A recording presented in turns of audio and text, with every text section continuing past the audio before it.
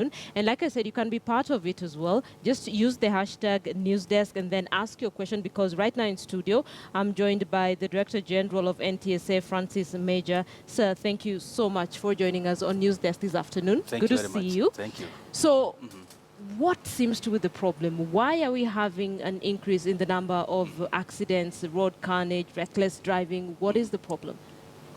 I think to me it's a bad driving culture that we've had for a long time in this country.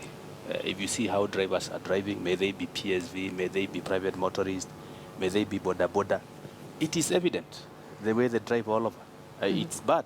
There's no courtesy, there's no respect for safety. It's been like that for a long time. Okay, it's disturbing when you say that it's a bad culture. I mean, that is where NTSA is essentially supposed to come in. That is essentially supposed to be your role, because True. the objective is to manage road transport subsector and minimize loss of lives through road accidents. Isn't that where you're supposed to come in? Precisely, that is why we are there. We are doing a lot towards that front, especially awareness, because I think that's where the problem begins. The first thing is to make people aware and be sensitive of some of these things. But as you know, bad culture does not die easily.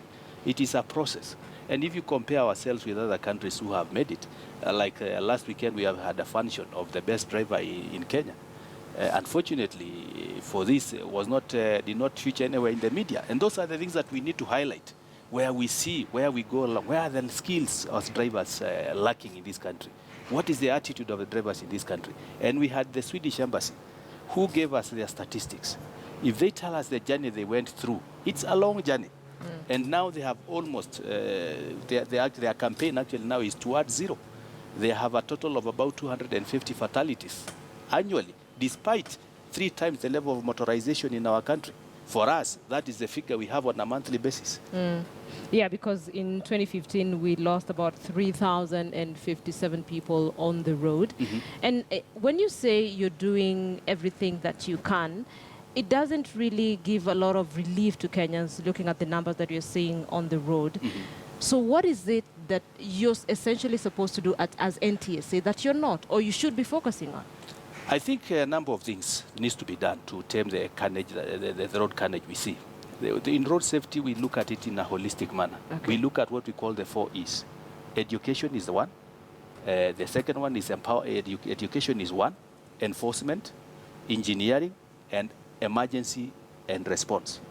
We must address these 4 issues simultaneously. But key to us is education, because that's where the problem is. Once everybody takes responsibility, the drivers, the pedestrians, and they are made aware and they are conscious that they have a responsibility to safeguard themselves and those other road users.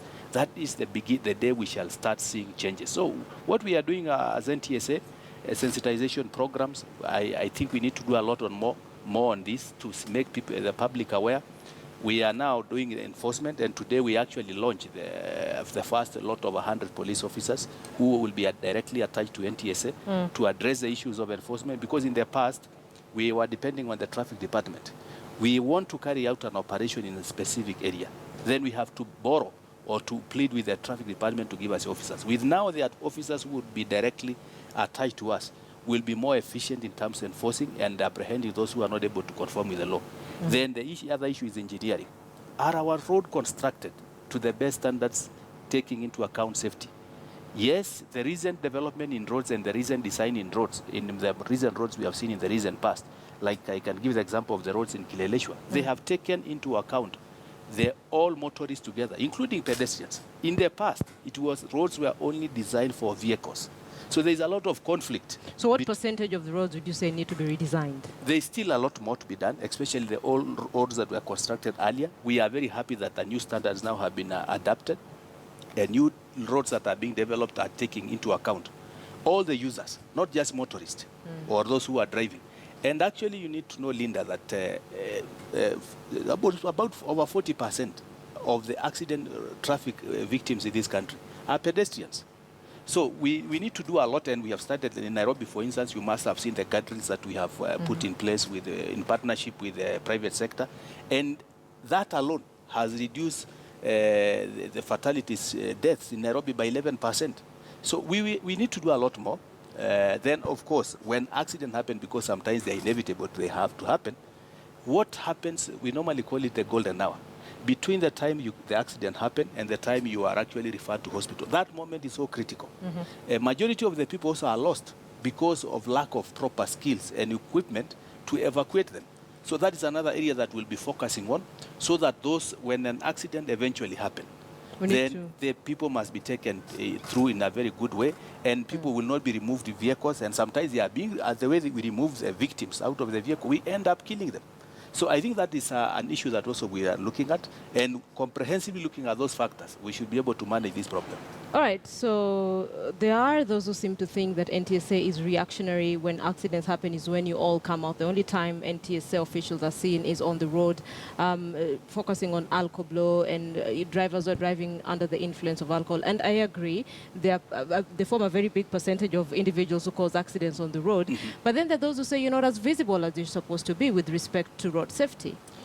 Well, I think if I was asked, sometimes the numbers that we have, we are still a new organization. How many years? Is it 3? 3. Yes. We are still building our capacity. The numbers that will be required for people to be out there is not sufficient. We are doing the best we can with a very lean number.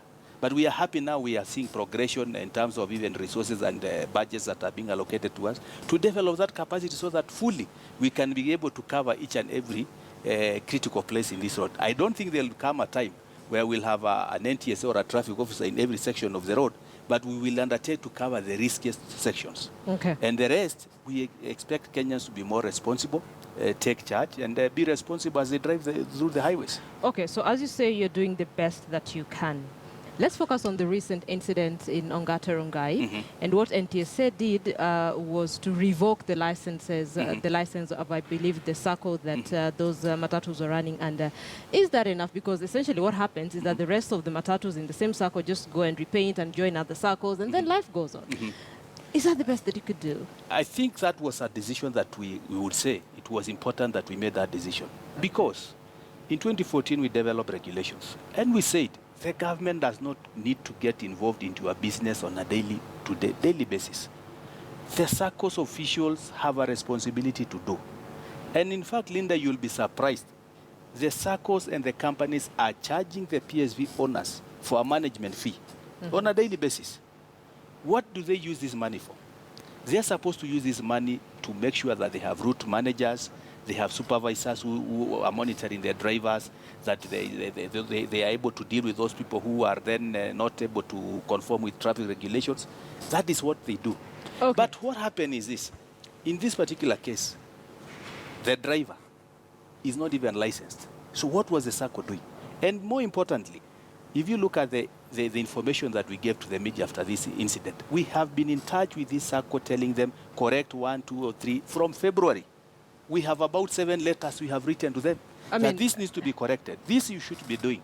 But they failed. Now you're even making me more worried. Why would you be having a conversation with a SACCO 7 letters down the line, and clearly they're not following the rules? 7 letters down the line, those are lives at risk. You see, we live in a very litigious country. Yeah. If we rush with the first letter and took action, the court will tell us, and we have seen other cases in the past, that you did not give these people enough opportunity to correct. 7 letters? So we have been writing. Some of them are not very serious. They are just warning letters because of things like barring horns and issues like that. Those ones, we don't consider those to be too serious. But there are cases where we have given them where evidence, like the incident that happened in early February, involving one of their buses and some student died at the cooperative college. We have documented all this.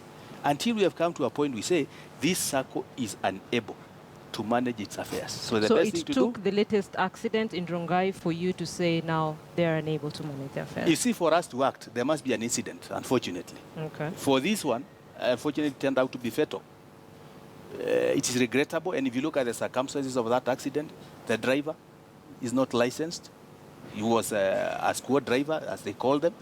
The vehicle, and which again I need to emphasize, was in our inspection center on the 19th. Having been arrested around the 16th, we discovered that the speed governor was non-functional. They took 3 days to correct it. By the time it left our center on the 19th, the speed governor was working. Okay. When the accident happened on the 25th, they had already tampered with it. Barely 5 days after. So that the challenges we go through. So 3 years down the line, what is your major achievement as NTSA? I can enumerate. Unfortunately, most of Kenyans would understand NTSA as the only thing we do is road safety. Yeah. It is not only road safety. What else do you do? I can tell you we have made very, very good fronts. First of all, in public awareness. I'm sure every Kenyan today is sensitive, is aware that road safety is critical. That is one. Okay. I can say digitization of our processes. In terms of even our documentation, we are serving an average of 10,000 Kenyans online who access our services online. Previously, it used to be impossible. Long queues in any of our centers. That is not happening anymore. The other thing I would like to say is regulation. We have developed adequate regulation to support what we are doing. So I think the question now is to enforce those regulations to the latter. So I think those are some of the 3 things I can actually say from the top of my mind that we have done that will support us as we move along. Okay, so I'm going to ask you 3 questions that we've received on our social media. So Meja Kipkorir asks, why is NTSA maintaining a 24-hour presence in black spots such as Salga? We would wish, for instance, the Salga. Salga is a notorious place. Because of our capacity, we have been unable we've not been able to make sure that we have a 24-hour presence. But especially at night, because one of the factors is speed. We don't have yet cameras that detect speed at night. But we are pursuing to see how that can happen. And we are actually suggesting even other interventions through the ministry, and specifically with the Kenya Highways Authority, to look at the infrastructure of that particular section of the road. And we believe we shall soon get a solution on what needs to be done. But in the meantime, we'll have a heavy presence on Salga. There's another place called Salama. And we have mapped out these spots. And the deployment of these officers... How soon is that going to happen? In fact, we deployed the officers today.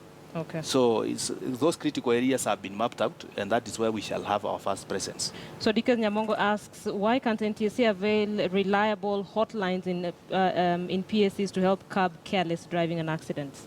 Yes, I think that is very important, and actually the involvement of the public in this issue is very critical. We are finalizing a few things so that we have a hotline that with all the channels, may it be social media, may it be line SMSs, so that we can involve the participation of the public in flagging off those who are misbehaving, and from the back office end of NTSA, then they can be dealt with. Okay. So finally, Andrea Maitha asks, he should explain, actually telling you, that he should explain why NTSA should continue to exist. I can tell you.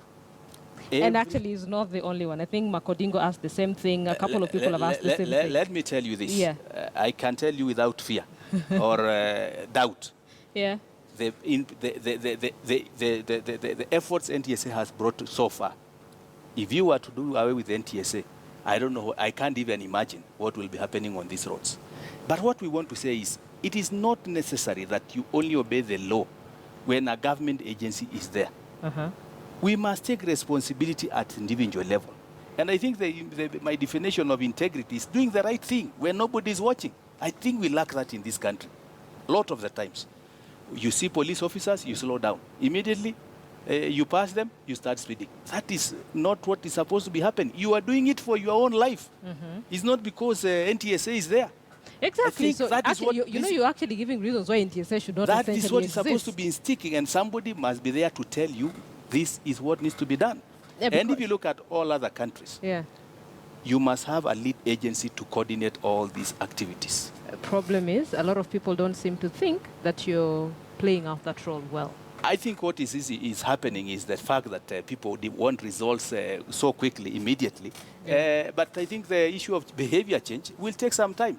Okay. And we actually pursuing even in order to support behavior going forward, to introduce some of these things at an early stage. Kids. How early? And I can give you a case in like Sweden. When we were looking at it, they started seeing the full benefit of their interventions after a new crop of new citizens. An entire generation. An entire generation had gone through a very good school system. They started now seeing a drastic drop. So for us, we want results today, but we don't want to change our behaviors. So what time frame would you give? Kenyan drivers on the road? Well, I think the numbers are unacceptably high. Yes, Let's begin yes. from I there. mean, in It is too 2015 high. we had It is too much. 3,027 people. Yeah. So I think in the immediate intervention is to make sure that those numbers are stabilized. Okay. That we are not going. We work towards reduction of them. But the full impact of being to where other countries are will take some time. New generation with new attitudes, new way of thinking and looking at things, it will take some time. Okay, not being very optimistic. Probably we have to wait for an entire generation to see some change on our road, but thank you so much for speaking to us on the News Desk. This afternoon, Director General NTSA Francis Meja, thank you for speaking to us.